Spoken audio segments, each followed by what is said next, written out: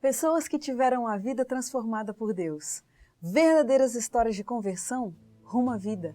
É isso que você encontra aqui no programa 180 Graus, o Ponto da Virada, que começa agora.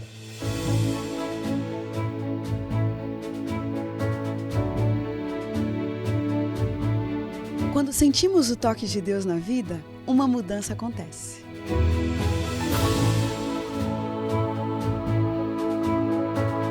Surge à nossa frente possibilidades de felicidade plena. O toque de Deus restaura, renova, refaz.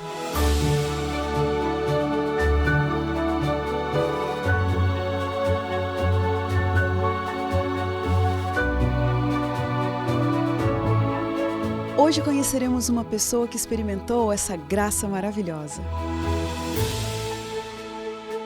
Ela vai nos contar sobre essa mudança de 180 graus que lhe trouxe paz.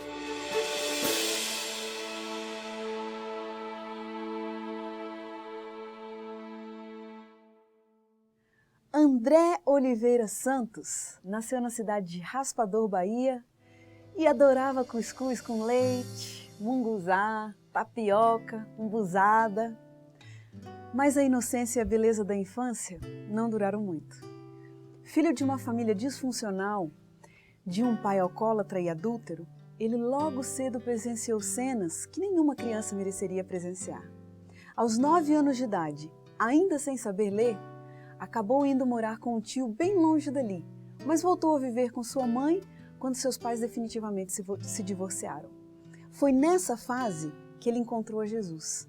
Em um templo simples, precário, inacabado, com paredes ainda sem reboco, mas foi ali que ele encontrou aquele Cristo que começava a reconstruir a história da sua vida, que começava a dar uma cor de esperança e a desenhar uma nova rota para o seu futuro.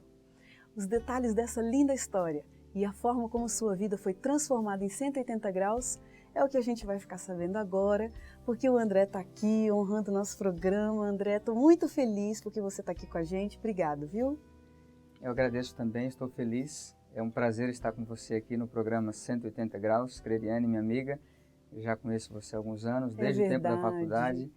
E fico feliz pela oportunidade de falar um pouco da história, daquilo que Deus fez na minha vida. Isso. Como é que era, André, o relacionamento dos seus pais? Era difícil, né? A história da minha família foi uma história um pouco difícil. Eu me lembro que o meu pai se casou com uma primeira mulher que veio a morrer, deixando 3 filhos, um casal de surdos, mais uma moça, e depois então ele se casou com minha mãe. E minha mãe teve 5 filhos, e ele, além da minha mãe, né, ele arranjou outra mulher, né? E eu me lembro que eu era criança, então todos os dias ele chegava da fazenda e ia levar leite na casa dessa outra mulher, que deu para ele 3 filhos também. Mas dentro da minha casa a gente tinha um ambiente um pouco difícil, né? Então quer dizer que isso era uma coisa sabida já, né? Que Sim. ele tinha. Todo mundo sabia, a gente via. Eu era criança, tinha 5, 6 anos de idade, eu via ele atravessando a praça. A cidade era pequena, todo mundo sabia o que acontecia com todos. Então eu via o meu pai atravessando a rua levando leite. Ele tirava leite lá na fazenda todos os dias e levava para essa outra mulher, né? Então, essa era a situação. E dentro do meu lar, então, havia uma dificuldade porque o meu pai bebia muito e quando bebia ficava violento, ficava muito brabo. E então, muitas vezes eu me lembro, ele chegava tarde da noite. A gente tinha uma casa na cidade e outra na roça, na fazenda. Uhum. Então, quando ele chegava tarde da noite, quando vinha bêbado, chegava violento e agredindo, acordando a minha mãe, minhas irmãs, e eu, criança, essas cenas ficaram gravadas. Uma das cenas que ficaram gravadas em minha mente, então era algo difícil. Eu vi muitas vezes o meu pai brigando com a minha mãe, algumas vezes eu me lembro que ela tentou se defender, pegando ali um ferro, alguma coisa, e era jogada no chão. E me lembro também que uma vez eles brigaram e no fim daquela briga a minha mãe arrumou as trouxas e saiu pela estrada de terra da roça em direção à casa de alguém, algum parente, e aquela fila de crianças atrás dela. e eu também. E ela ia para a casa de alguém, ficava lá algum tempo, e depois de algum tempo, então, retornava para casa, e passava um tempo, aquela história se repetia novamente. Eu me lembro que uma vez, quando todos estavam indo embora, o meu pai ficou sozinho, e eu fiquei pensando, eu queria ficar com o papai, para que ele não ficasse sozinho. Então eu fiquei olhando para ele olhando para mim, até que depois de algum tempo ele disse, vá com a sua mãe. E eu fui. Então essa história, esse filme se repetiu muitas vezes no tempo da minha infância. Como que você se posicionava nessa situação, né? Quais eram os seus sentimentos, por exemplo, quando você via seu pai indo até a casa dessa outra esposa e presenciando essas cenas, né? Como é que eram os seus sentimentos ali? Na realidade, a gente acabava se conformando. Porque a criança, eu acho que ela olha para a sua família, para a sua realidade, é o que ela tem. E até que ela cresça um pouco mais e consiga amadurecer, né? Ela vai aceitando, né, o que é a sua realidade, né? Se conforma um pouco. Essa, acho que era a minha postura, né? Uhum. Por que você acabou indo morar com o tio, André?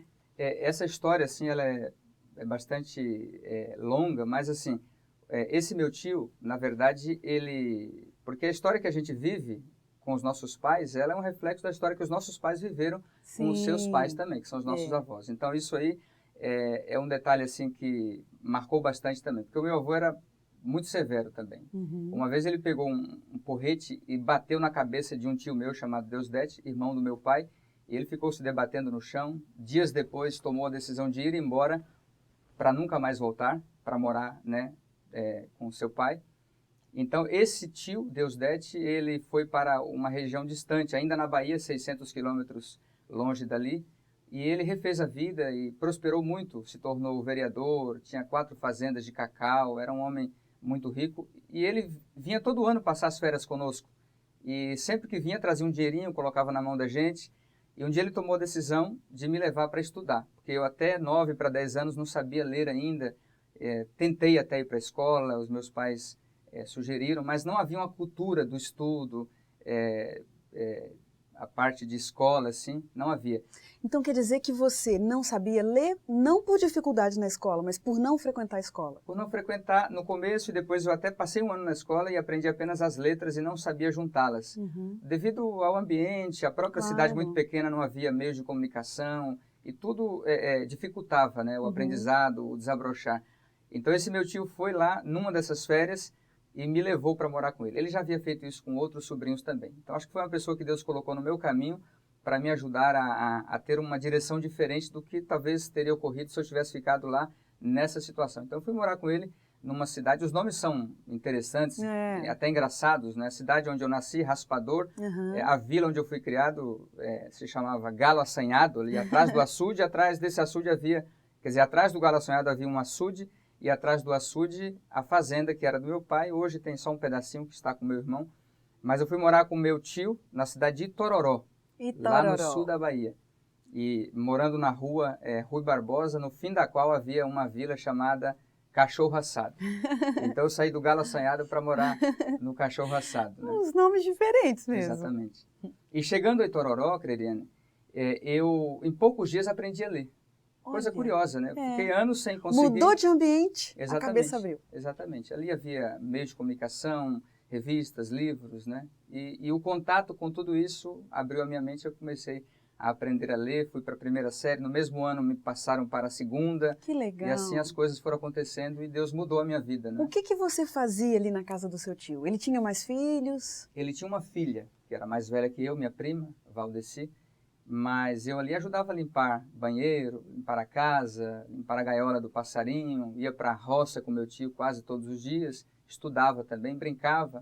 Então era uma situação um pouco melhor no sentido de estrutura econômica, de acesso ao conhecimento também, né? E como que aconteceu esse fato de você ter voltado a morar com sua mãe? Nessa época em que eu morava com o meu tio, Deusdete, houve uma situação em que a esposa dele, minha tia Alice, um dia tentou me acertar com um escovão na cabeça por uma situação em que eu não quis lavar a gaiola do passarinho e preferi ir para a fazenda com meu tio. Então, como a minha mãe já morava ali na cidade de Itororó, que ela não era de lá, como eu também não era, mas devido à seca, a minha família também veio para a cidade do meu tio. Então, nessa época, houve essa situação que eu contei, Uhum. então eu fui morar com a minha mãe, só que ela já estava separada do meu pai. Uhum. E aí começaram as dificuldades da minha vida ali, ainda entrando na adolescência. Tive que trabalhar para ajudar ali a manter. Que dificuldades, André? Houve muitas dificuldades, porque a minha mãe estava sozinha comigo e com uma irmã, Renata, que era bem novinha, tinha 6 anos de idade. Então, a minha mãe estava pagando um aluguel de uma casa e, de repente, o dinheiro acabou. Depois de alguns meses, e a gente quase passou fome. Foi uma situação muito difícil. Mas houve ali uma luz que Deus trouxe por meio da igreja adventista. Uhum. A minha mãe não era adventista, Certo. mas ela gostava da igreja porque ela havia deixado de fumar devido às pregações, à amizade com as pessoas da igreja. Então, foi nesse contexto que eu voltei a morar com a minha mãe, Uhum. já sem o meu pai. Certo. Então, um dia, ela me levou à igreja. Eu tinha 12 anos de idade. E eu confesso para você que foi a melhor coisa que minha mãe fez na minha vida. Quem sabe ela quisesse me dar muito mais coisas. Mas isso que ela fez transformou a minha vida. Mas, André, você não tinha costume de ir a igrejas? Como é que foi essa educação religiosa que você teve?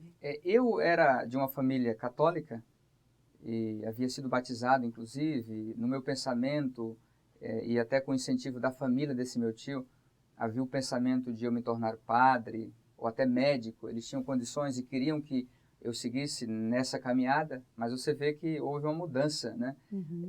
Quando eu fui morar com minha mãe, então eu me desliguei da família do meu tio. Então eu fui para a igreja num sábado e quando eu cheguei nessa igreja adventista, uma igreja bem simples, não tinha nem reboco nas paredes, mas os jovens que estavam ali me abraçaram com tanto carinho, com tanto amor, que eu me envolvi com a igreja e não desejei sair jamais daquela igreja. Que coisa mais impressionante isso. A vida tão dura, né? Tão seca por um lado, de repente você encontra um rio transbordante do outro lado, né? Com certeza. Pelo que você vai me contando, parece que foi isso, porque você se identificou tão bem com aqueles jovens, com aquele Sim. ambiente, né? E um outro detalhe ali nessa história é que uma senhora adventista, ela ofereceu um quarto, porque a gente não tinha mais dinheiro para pagar o aluguel. Estávamos quase passando fome.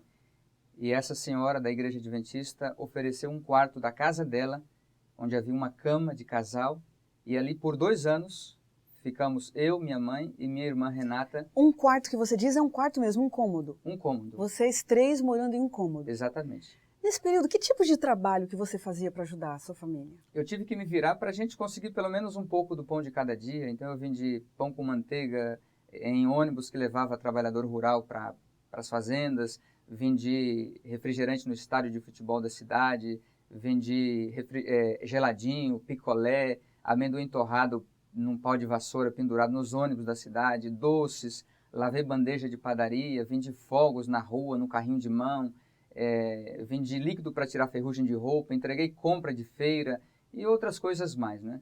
Então foi dessa forma que eu André, consegui... só faltou você falar que engraxou sapato também. Isso não. Isso não.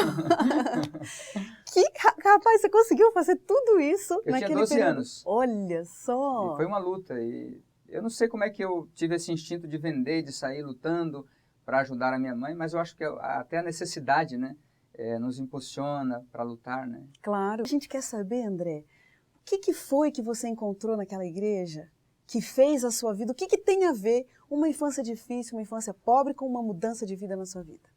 Eu acho que o mais importante é a própria figura de Deus e de Jesus. Pela educação e pelo relacionamento com os pais, com os meus pais, principalmente com meu pai, porque eu percebi uma distância dele, né? E creio que essa distância que houve entre nós e ele foi causada pela própria herança que ele recebeu do meu avô. Esse é um detalhe só para que a gente entenda, Claro. porque o meu avô, uma vez ele estava caído na sarjeta. Isso aconteceu até em várias ocasiões, e alguém foi chamar o meu pai para socorrer o meu avô. Uhum. E ele nem ligou. Estava jogando baralho, bebendo ali, ele nem ligou. Então eu fico imaginando o que motivou essa reação do meu pai. É claro que foi a herança que ele recebeu, foi o ambiente que ele teve, e isso é claro que respingou em nós também. Talvez não totalmente, porque eu acho que ele tentou ser melhor, e a vida é assim. Então, na igreja eu encontrei a figura de Deus e de Jesus, e interessante que, apesar dos problemas com meu pai, Deus se mostrou para mim de uma maneira amorosa, graciosa, misericordiosa, E a amizade das pessoas também, dos jovens, isso me conquistou. Que tipo de pai você encontrou em Deus? Eu encontrei um pai que cuida e que tem um plano para a minha vida. Porque a nossa vida, ela não está, ela não é guiada pelo acaso. Nós entendemos pela Bíblia de onde viemos, por que estamos aqui, para onde vamos. Então há um propósito. Deus tem um plano para a minha vida, para a vida de cada pessoa. E eu encontrei isso na igreja, na palavra de Deus, né, ao ler a Bíblia, ao orar, ao conhecer as pessoas. E essa mensagem de esperança que eu encontrei na igreja adventista. Como que ficou, André, o seu relacionamento com o seu pai? Nesse período que você foi morar ali com a sua mãe, né? Esses 2 anos que você morou nesse cômodo aí, né? O meu pai, na verdade, depois de algum tempo em Itororó, ele retornou para o Raspador. Uhum. São 700 quilômetros ali de distância, então ele voltou. E é interessante que o fim da história do meu pai, ou seja, os últimos anos, foram tristes, porque depois de perder minha mãe, que ela suportou mais de 20 anos ali de conflitos, de agressão e de dificuldades ali de relacionamento, então ela, enfim, desistiu. E o meu pai então voltou para morar na sua cidade e ali tendo essa segunda mulher ali cuidando dele e tal, mas ele começou a definhar, a se desanimar, entrar em depressão, doenças como diabetes e outras coisas também. Então os últimos dias dele foram tristes, a gente estava um pouco longe, até eu sentia mais, eu até tinha um pouco de vontade de estar mais perto dele, mas a vida às vezes ela é ingrata em alguns aspectos, Uhum. na questão das oportunidades que nos faltam, né, para estar mais perto do pai, mesmo com todos os problemas, porque eu sempre amei meu pai e agradeço a Deus por ele, né, apesar de tudo que aconteceu, eu entendo ele, mas os últimos anos foram tristes.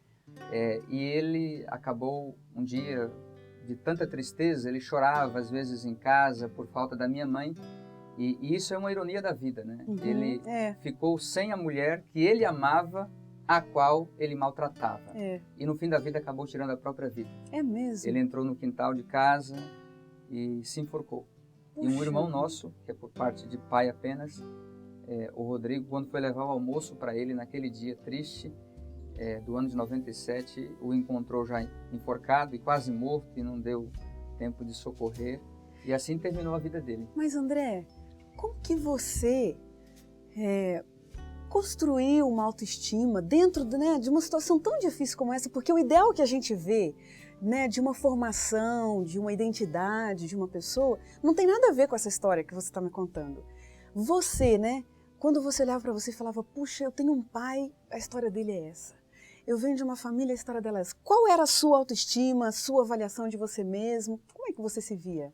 Eu acho que o segredo na minha vida foi descobrir que na cruz de Cristo a gente encontra um valor tremendo para nós, né? Nós temos muito valor, dignidade, né? E essa dignidade Deus nos dá. Porque eu fico pensando às vezes na minha vida, onde eu estaria hoje se não fosse Deus, se não fosse Jesus, se não fosse a igreja? Porque Deus usou a igreja para que eu tivesse uma vida transformada. Então eu fico pensando, onde eu estaria agora? O que eu estaria fazendo? Eu fico pensando, se eu não estivesse na igreja hoje, eu sou um pastor, né, e faço um trabalho que atinge, que beneficia mais de 1 milhão de pessoas ao traduzir a lição da Escola Sabatina, da Casa Publicadora Brasileira, é algo que beneficia mais de 1 milhão de pessoas no Brasil, aproximadamente. Então eu fico pensando, hoje talvez se eu não tivesse conhecido Jesus Cristo, eu estaria numa mesa de bar, bebendo uma cerveja, jogando baralho a dinheiro, fumando um cigarro, quem sabe vivendo uma vida assim, sem muito sentido. Mas Deus me encontrou e Ele quer encontrar cada um de nós, né? Claro. E que história linda essa, né? Uma criança que com 9 anos ainda não sabia ler, hoje trabalha com as palavras, domina as palavras, né? E essa coisa, André, como que você me diz desse encontro com a pessoa de Jesus? Que negócio que é esse de encontrar Jesus Cristo? Como é que foi isso? Eu acredito que existe um dia na nossa vida, né? O programa se chama 180 graus, o ponto da virada. E eu creio que aquele dia lá em 86, naquela igreja simples, já foi um encontro com Cristo. Mas eu acho que Deus vai trabalhando em nossa vida no dia a dia e há momentos em que Ele nos busca e nos transforma e essa conversão ela vai acontecendo, né? E há momentos mais marcantes. Então, para mim, no caso, houve um dia também especial, porque depois de passar 2 anos em Tororó com a minha mãe naquela luta, naquela dificuldade, eu vim para São Paulo. a gente entendeu que deveria vir para São Paulo. E aí viemos, já havia 2 irmãos aqui em São Paulo, e a gente começou a trabalhar, estudar, né, e lutar pela vida. Mas eu vim com a igreja no meu coração Certo. e comecei a frequentar. E um dia eu fui à Igreja Central Paulistana. E naquele dia havia uma programação especial. Eu não era batizado ainda, não estava frequentando a igreja assiduamente. O sábado ainda era um impedimento, porque eu trabalhava aos sábados ainda, em São Paulo, aquela dificuldade. Mas naquele dia foi especial. Houve o lançamento de um disco do grupo Som e Louvor, Sobre Esta Rocha. E o pregador foi o pastor Ronaldo de Oliveira. E naquele dia ele fez uma pregação, e a sua mensagem era sobre a ressurreição do filho da viúva de Naim. E quando ele começou a contar sobre o sofrimento daquela mulher que havia perdido o marido e sofreu muito, e a última esperança que ela ainda possuía, que era o seu filho, também morreu, e no dia do sepultamento ela se encontrou com Jesus Cristo. Então ele começou a contar, e aquilo me marcou muito, porque eu vi naquela viúva um pouco do sofrimento da minha mãe. E vi naquele rapaz um pouco do meu sofrimento e da minha necessidade também. Se viu como um espelho, né? Exatamente. Então naquele dia eu tomei uma decisão e fiz um propósito no meu coração. Nunca mais me separar de Cristo e deixar a igreja. E aí Deus abriu as portas para que eu pudesse ir todos os cultos, à igreja, e Desbravadores, que é um grupo de como escoteiros que a igreja também tem. E me envolvi até que fui batizado meses depois desse encontro. Acho que o ponto da virada foi esse dia em que eu ouvi a pregação, chorei e tomei a decisão. Né? Poxa vida. Assim, de uma forma resumida, André, eu sei que a história é linda, que tem muita coisa para a gente explorar, mas com que palavras que você me descreve o que Deus fez na sua vida? Eu acredito que Deus, em primeiro lugar, ele me trouxe o conforto, a esperança, porque você chega em São Paulo, no meio daquela selva de pedra, lutando, né? Eu tinha que trabalhar a semana toda, estudando à noite, no fim de semana eu entregava pizza também, para tentar ajudar ali em casa nas despesas. E em São Paulo você encontra milhões de pessoas, né?